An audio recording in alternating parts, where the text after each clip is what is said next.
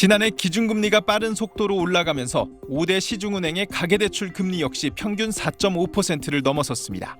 자연히 이자로만 지난해 20% 이상 증가한 36조 2천억 원의 수익을 올리면서 사상 최대 실적을 달성했고 올해도 3분기까지 이미 이자 수익이 30조 원을 넘어섰습니다.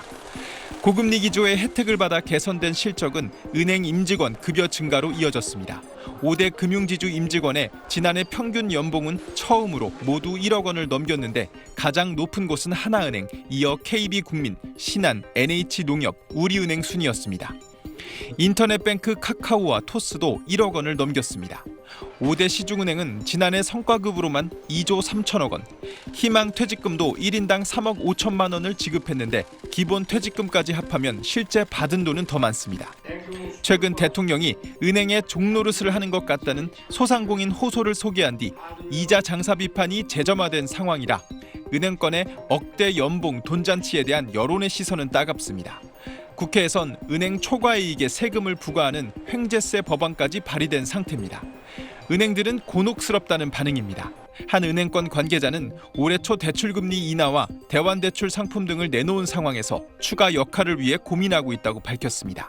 다만 대출금리를 낮출 경우 가계빚 억제라는 정부 정책과 엇박자가 날 수 있어 수수료 인하 또는 취약계층에 대한 만기 연장, 상환 유예 등이 검토될 것으로 보입니다. SBS 안상우입니다. 서울에서 20년째 주방용품 가게를 운영하고 있는 A씨. 하루 매출이 10만 원도 안 나온 지 반년째 결국 카드사 현금 서비스를 받기 시작했습니다. 3개 이상 금융기관에서 빚을 낸 다중채무자 상황에 몰린 겁니다.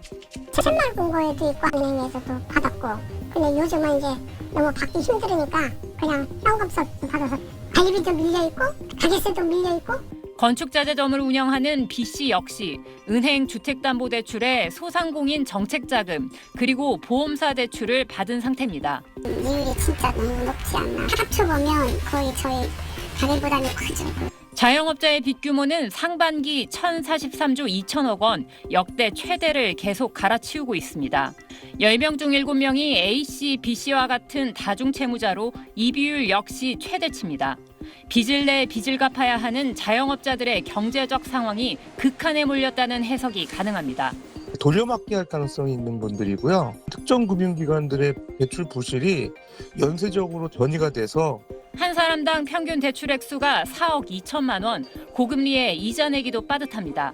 이러다 보니 SBS 취재 결과 6월 말 기준 이들의 연체율은 1년 전 0.75%에서 2.4배나 뛴 1.78%까지 치솟았고 연체 금액도 13조 2천억 원으로 2배 넘게 급증했습니다. 서민금융을 늘리면서 이분들의 어려움을 해소시켜주고 신용보증 같은 것들을 조금 추가적으로 해주는 방법이 있을. 새출발기금이나 저금리 대환대출 확충 등 추가 서민금융 대책 마련이 요구됩니다. SBS 유덕기입니다. 서울 목동의 아파트 단지. 지난해 아예 얼어붙었던 거래는 올 봄부터 살아났습니다. 3월 2일에 대출이 풀렸잖아요. 그때부터 이제 살금살금 올라오기 시작한 거예요. 올 들어 아파트 매매가는 전국과 서울 모두 각각 15주, 23주 연속 상승세를 보이고 있습니다. 집값 바닥 심리는 빌려서 집 사자, 대출 급증으로 귀결됐습니다. 고금리에도 좀처럼 가계빚이 잡히지 않는 이유입니다. 5대 시중은행의 가계대출 잔액은 전달 대비 약 2조 5천억 원 늘어 2년 만에 가장 크게 뛰었습니다. 우리나라 가계대출은 상환 능력이 괜찮은 고소득 차주 비중이 높고 담보대출의 LTV 비율이 낮아 상대적으로 떼일 위험이 적다고들 평가해왔습니다. 하지만 이자만 내는 대출이 대부분이라 만기 일시 상환 비중이 절반을 넘는다는 점, 그리고 코로나 등을 겪으면서 다중채무자가 450만 명에 육박할 정도로 빠르게 불어나자 얘기가 달라졌습니다. 고금리 상황에 가계대출 연체율 증가세가 뚜렷해지자 정부는 소득 대비 부채 규모 한도인 DSR에 가상금리를 적용해 대출 한도를 줄이겠다는 억제책을 추가했습니다. 가계에서 가져갈 소득을 금융기관으로 그냥 이전시키는, 가계는 취약해지면서 금융기관의 수익만 높아지는. DSR 적용 예외를 축소해야 한다는 지적도 제기됩니다. DSR에 빠져있는 부분들을 지금 갖고 오는 게 더 중요한 것 같아요. 전세자금 대출도 대출이거든요. 그게 집값을 올리는 주범 중에 하나예요. 추후 은행들이 금리를 높이고 심사를 강화하는 등 대출 문턱은 더 높아질 전망이어서 가계빚 구조조정의 비용은 서민들에게 집중될 걸로 보여 이 부분도 살펴봐야 합니다. SBS 유덕입니다. 고금리 환경이 계속될 거라는 전망이 우세한 가운데 특히 60세 이상 가구의 대출에 대한 이자 비용이 빠르게 늘고 있습니다. 통계청에 따르면 올해 2분기 60세 이상인 가구의 월 평균 이자는 지난해 2분기보다 45.7% 늘어난 99,000원이었습니다.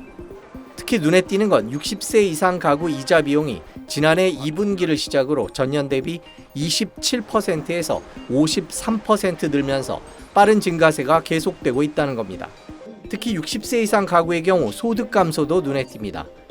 2분기 60세 이상 가구의 이자 비용 증가폭은 30대 이하 가구에 이어 두 번째로 높았지만 소득 감소 폭은 전 연령대 중 가장 컸습니다. 60세 이상 가구는 가구주 대다수가 직장이나 사업장을 떠난 은퇴자들이기 때문에 지금도 소득 수준이 전 연령대 중 가장 낮습니다. 가처분 소득도 1년 전보다 2.3% 줄어 2분기 60세 이상 가구 처분 가능 소득은 2016년 1분기 이후 7년여 만에 가장 큰 폭으로 감소했습니다. 전체 소득은 52,000원 줄어든 반면 처분 가능 소득은 92,000원 감소했습니다. SBS 손승욱입니다.